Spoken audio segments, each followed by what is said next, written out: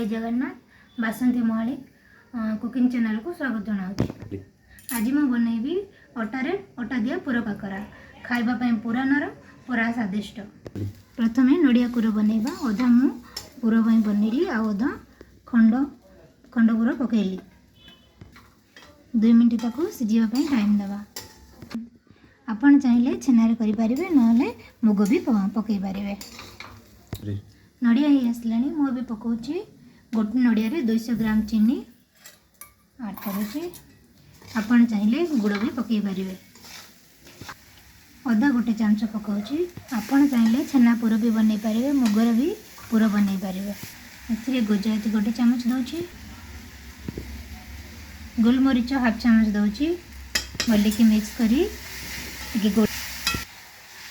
एबे नाली पड़गला पूरा आमर प्रस्तुत हो गलानी। एबे आमे प्लेट को काढ़ी दबा।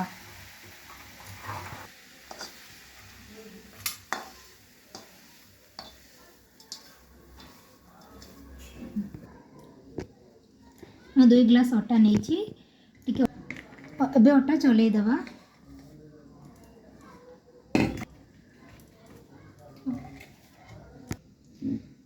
अटार केते खदड़ बाहरी अटार खदड़ न पाइले काकरा फाटी जीवार चांस अच्छी।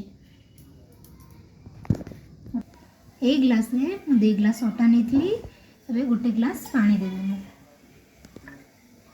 पानी फुटापी किसी समय छाड़ीदे। ग्लास मु पानी नी आउ सेम ग्लास रे अध ग्लास पानी नौची से 3 कप 3 स्पंज अटा मु नौची जेमिति जंतुणा आमर कढ़ार न लगे भल भाव मिक्स कर दूची। आमर फुटला स्वाद अनुसार लुण देदेबा ऐड करुचे 3 चामच चीनी मु दौची।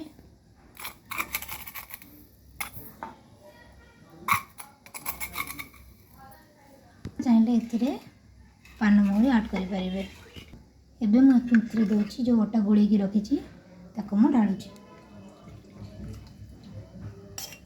ढालुची जमती धीरे धीरे गोलेबे आको ढाले।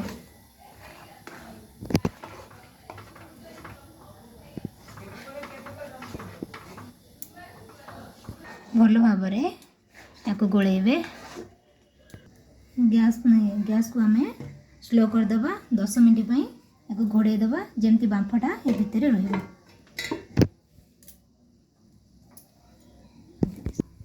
जंतुणी आमर ये आसला चलते काढ़ा।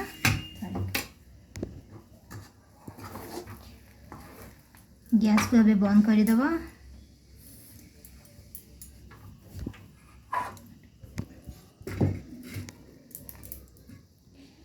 गोटे थाली को बाहर करनवा।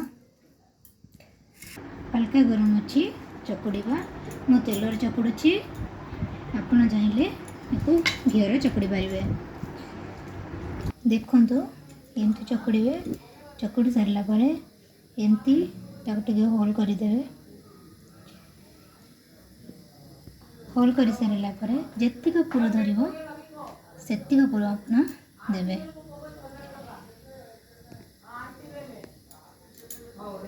बेसी देवेनी ना पूरा फाटी जाओ।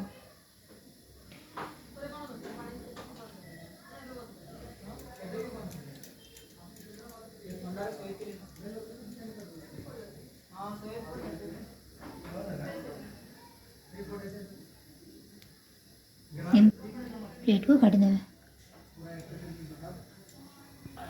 तेल पाची आसला एबे मु पकाउछि।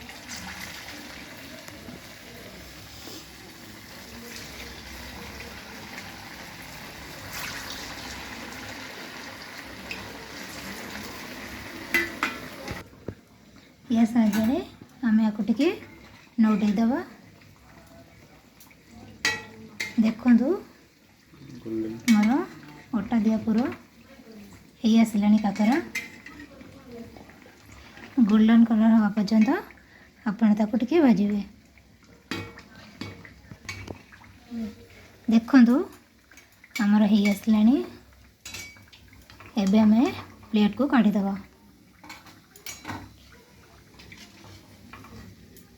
पूरा नरम है, पूरा सॉफ्ट भी देखा जाउछि।